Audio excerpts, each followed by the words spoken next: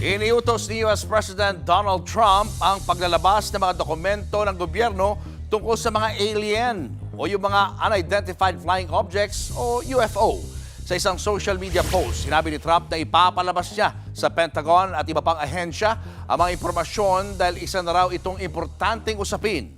Bago yan, inakusahan ni Trump si dating US President Barack Obama na naglabas daw ng classified information tungkol sa mga alien sa isang interview. Kasunod yan ang payag nga ni Obama sa isang podcast na naniniwala siyang meron nga mga alien. Wala pang sagot si Obama sa alegasyon ni Trump.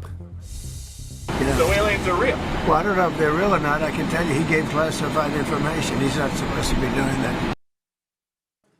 Mga kapatid, Julius Babaw po.